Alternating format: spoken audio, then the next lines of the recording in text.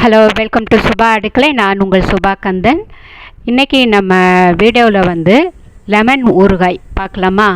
ஏற்கனவே நான் ஒரு லெமன் ஊறுகாய் ரெசிபி போட்டிருக்கேன். அந்த ஊறுகாய் வந்து இப்போ கிட்டத்தட்ட இப்போ 1 வருஷங்கிட்ட ஆகுது. அது இப்போ தான் காலியானது. ரொம்ப அருமையாக இருக்கும். இத்தனை 1 வருஷம் ஆனாலும் இந்த மெத்தடில் நீங்கள் செய்யும்போது ஊறுகாய் வந்து உங்களுக்கு எந்த வகையிலையும் கெட்டு போகாது. இப்போ அதுக்கு பிறகு நான் வந்து இந்த ஊறுகாய் வந்து இப்போ அடுத்தப்போ நான் இப்போ தான் பண்ணுறேன். இது வந்து ஒரு 1/2 கிலோ லெமன் வந்து இது பிடிக்கும். நான் எப்போவுமே மற்ற ஊறுகாயெல்லாம் போடுறதுனால இது 1/2 கிலோ தான் பண்ணுறது. வாங்க இதுக்கு என்னென்ன தேவை, எப்படிலாம் பண்ணலாங்கிறத இப்போ நம்ம பார்க்கலாம். இப்போ பாருங்கள், நான் இப்போ லெமன் வந்து ஒரு பழத்தை வந்து 4 துண்டாக கட் பண்ணி எடுத்து வச்சுருக்கேன். இது 2 நாளாக உப்பில் போட்டு கல் உப்பு போட்டு நான் ஊற வச்சுருக்கேன். 2 நாளாக இது ஊறிட்டுருக்கு. இன்றைக்கி 3ஆவது நாள். இன்றைக்கி வந்து நம்ம வந்து பொடியெல்லாம் நம்ம வறுத்து போடலாம். அதனால் இதுக்கு தேவையான மற்ற பொருட்கள் என்னென்னங்கிறத இப்போ நம்ம பார்க்கலாம் வாங்க. இப்போ இது ஜாடி வந்து நான் ஏற்கனவே இப்போ சொன்னேன் இல்லையா, இப்போ தான் காலியானது. நான் அதை வந்து நல்லா கழுகிட்டு நல்லா துடைச்சி வெயிலில் காய வச்சு எடுத்து வச்சுருக்கேன். வரமிளகாய் வந்து ஒரு 15-20 நம்பர்கிட்ட எடுத்துக்கலாம். காரம் வந்து நமக்கு அதிகமாக தான் வேணும். கடுகு, சீரகம், வெந்தயம், காயப்பொடி இது எல்லாமே நம்ம 1 டீஸ்பூன் அளவுக்கு எடுத்துக்கலாம். மஞ்சள் பொடி 1 டீஸ்பூனுக்கு எடுத்திருக்கேன். ஊறுகாய்னாலே நமக்கு முக்கியமாக வந்து நல்லெண்ணெய் தான் மெயினாக வேணும். அதனால் நல்லெண்ணெயும் எடுத்துக்கோங்க. இப்போ இது எல்லாமே நம்ம வந்து தனித்தனியாக வறுக்கணும். அதுக்கு முன்னாடி இந்த வத்தலில் வந்து வரமிளகாயில் வந்து இந்த காம்பில் வந்து நம்ம கட் பண்ணி எடுத்துடலாம். நீங்கள் முழுவதுமாக எடுத்துகிட்டு வறுத்தீங்க அப்படின்னா உங்களுக்கு அந்த எண்ணெயில் போட்டோன்னா ஒரு மாதிரி கமரும். அதனால் இது போல் கட் பண்ணி எடுத்து ரெடி பண்ணி வச்சுக்கோங்க. இப்போ நம்ம வந்து கடாய் வந்து சூடாக இருக்குது. இதில் நம்ம ஒவ்வொரு பொருளாக போட்டு நம்ம வறுத்து எடுக்கலாம். நான் வந்து ஃபஸ்ட்டு கடுகு போட்டிருக்கேன். இப்போ நான் வெந்தயம் போட்டிருக்கிறேன். சீரகம் போடும்போது நீங்கள் அடுப்பை ஆஃப் பண்ணிவிட்டு கூட அந்த சூடான பாத்திரத்தில் நீங்கள் சீரகத்தை போட்டு வறுத்து எடுத்துக்கலாம். ஏன்னா சீரகம் வந்து சடார்னு உங்களுக்கு சீக்கிரம் கருகிடும். அதனால் அதை கடைசியாக நான் சேர்த்துருக்கேன். இப்போ பாருங்கள், எல்லாம் ரெடியாக இருக்குது.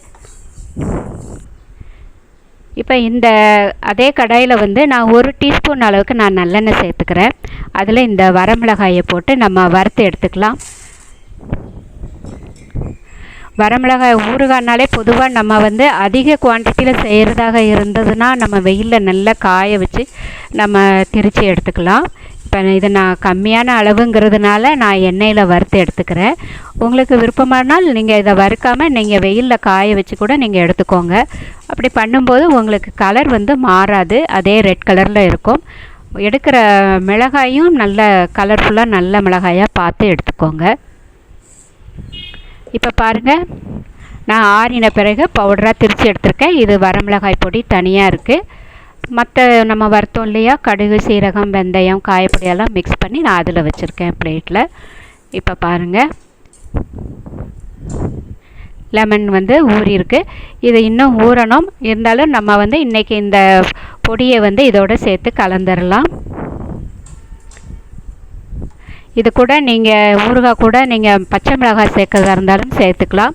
அப்படி சேர்க்குறதாக இருந்தது அப்படின்னா நல்லா கழுகிட்டு காம்பு இதே போல் வரமிளகாய்க்கு கட் பண்ணோம் இல்லையா, அதே போல் சின்னதாக கட் பண்ணி எடுத்துகிட்டு நல்லா 2ஆக கீறிக்கோங்க. இல்லைன்னா அந்த டூத்பிக் வச்சு நல்லா ஹோல்ஸ் போட்டுக்கோங்க.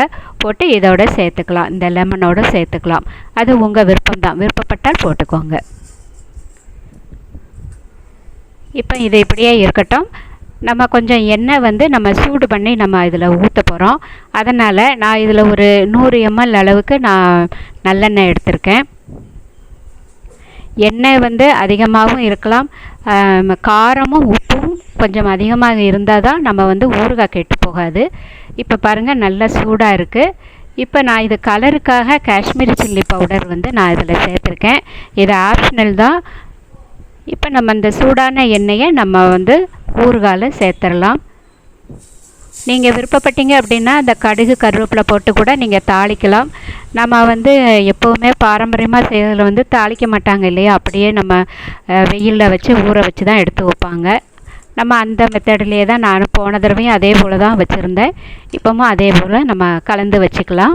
இப்போ பாருங்கள், நல்லா கலந்து விட்டுக்கோங்க. நம்ம போட்டிருந்த பொடிகள், எண்ணெய் எல்லாமே எல்லா லெமன்லேயும் நல்லா படுற போல் நல்லா கலந்து விட்டுக்கோங்க.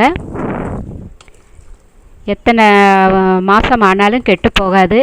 நீங்கள் ஈரமான ஸ்பூன் எதுவும் உபயோகப்படுத்தாமல் நீங்கள் வச்சுருந்தீங்க அப்படின்னா ரொம்ப நாள் உபயோகப்படுத்தலாம். நான் எப்போவுமே இந்த ஊறுகாய் ஜாடி தான் பயன்படுத்துகிறது. இதில் உள்ள ஊறுகாய் காலியான பிறகு தான் நான் அடுத்த அளவு இதே 1/2 கிலோ எடுத்து நான் பண்ணுறது. அதனால் இப்போ நான் இதை மறுபடியும் நான் இந்த ஜாடியில் நான் இதில் சேர்த்துக்கிறேன். இப்படியே கூட இந்த ஜாடியோடு அப்பப்போ கிளறி விட்டுட்டு நீங்கள் வெயிலில் வச்சு கூட எடுத்துக்கிடலாம். நீங்கள் பாத்திரத்தில் வச்சு 2-3 நாள் வைக்கணும் அப்படின்னு நினச்சிங்கன்னா சில்வரில் வைக்காதீங்க, பீங்கான் பாத்திரத்தில் வச்சு எடுத்துக்கோங்க.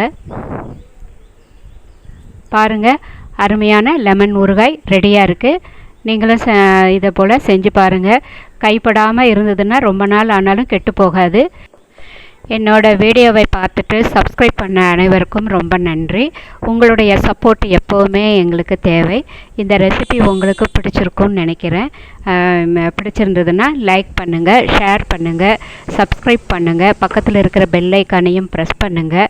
அப்போ தான் நான் போடுற புது வீடியோலாம் நோட்டிஃபிகேஷனாக உடனுக்குடனே உங்களை வந்து சேரும். ஃப்ரெண்ட்ஸ், கண்டிப்பாக ட்ரை பண்ணி பாருங்கள்.